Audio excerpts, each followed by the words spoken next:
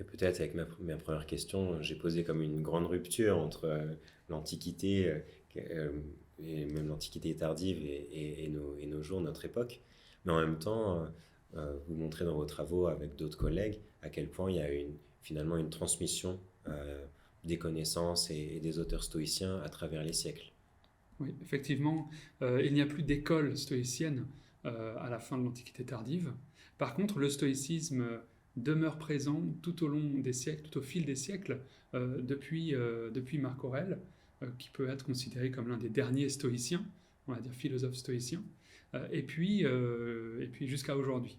Donc, Marc Aurèle qui était aussi empereur. Marc Aurèle, l'empereur et le philosophe empereur, ou l'empereur philosophe, effectivement. Donc, dans l'Antiquité tardive, par exemple, le stoïcisme est présent chez les philosophes ou chez les auteurs chrétiens, dans le christianisme, chez les pères de l'Église comme Tertullien, Origène, Clément d'Alexandrie ou d'autres, et dans la philosophie néoplatonicienne également, en particulier pour tous les aspects éthiques, la description du sage, par exemple, fait écho chez les néoplatoniciens à l'impassibilité du sage stoïcien.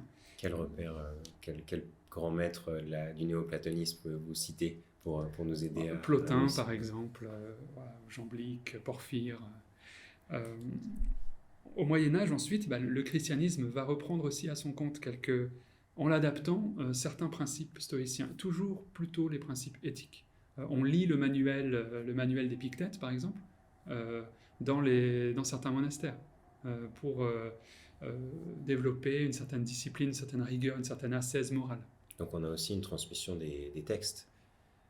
Oui, qui sont transformés d'ailleurs. Donc Socrate, qui est un des exemples, un des modèles de vertu cités par Épictète dans le manuel, est remplacé par Saint Paul, par exemple. Donc il y a une réappropriation et une transformation, une réécriture de ces textes, mais qui sont quand même transmis par cette voie. Donc une tradition bien vivante.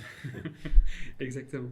Et puis bien sûr, il y a Ignace de Loyola, qui, un peu plus tardivement, là, va reprendre l'idée des exercices spirituels, c'est-à-dire d'exercices, de pratiques qui vont pouvoir fortifier la conversion à une philosophie ou à une religion et la pratique de cette religion dans la vie quotidienne.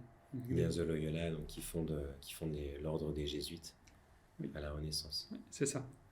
À la Renaissance, justement, on voit la présence d'une morale chrétienne, d'une morale stoïcienne christianisée, là aussi, avec un mouvement qui se rapproche, c'est ce qui se rapproche le plus d'une école stoïcienne, c'est le néo-stoïcisme, avec deux auteurs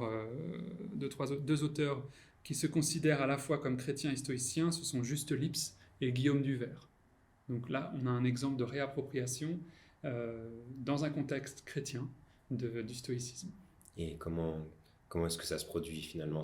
Quelle est la logique derrière l'appellation et la revendication de leur part de cette Alors, identité? il y a une redécouverte à la Renaissance des textes stoïciens que l'on redécouvre comme beaucoup de textes antiques grecs. Du coup, une convergence des points de vue, d'une vision du monde entre les stoïciens et puis les chrétiens, sur la question de la providence, par exemple, mais aussi sur des questions véritablement éthiques, toujours liées à l'ascèse, au souci de soi et à la transformation de soi. Si on fait un petit retour en arrière, ce que vous dites nous permet de rappeler que les stoïciens écrivent tant en grec qu'en latin. Oui. Donc on a Épictète et Marc Aurèle, par exemple, écrivent en grec. Sénèque, autre auteur stoïcien très connu, écrit lui en latin, par exemple. Donc on a les deux. Mais la plupart des sources sont quand même plutôt grecques. Oui. Si on poursuit, c'est un peu ce parcours des présences du stoïcisme de l'Antiquité à nos jours, on trouve d'autres grands penseurs qui sont influencés par le stoïcisme, des penseurs très connus et pas du tout connus pour leur stoïcisme, mais qui pourtant, dans leur pensée, ont été influencés par la lecture des auteurs stoïciens. C'est Montaigne, par exemple, qui, dans les essais, médite régulièrement sur la mort, fait un travail d'écriture de soi, aura une réflexion sur l'amitié avec la Boétie, par exemple, qui sont très proches des réflexions stoïciennes sur le sujet. Mais aussi, on peut penser à Descartes, à Pascal ou à Spinoza, sur tout ce qui concerne les méditations métaphysiques, par exemple. On a ce terme de méditation qui est... Chez Descartes. Chez Descartes, qui est un exercice stoïcien.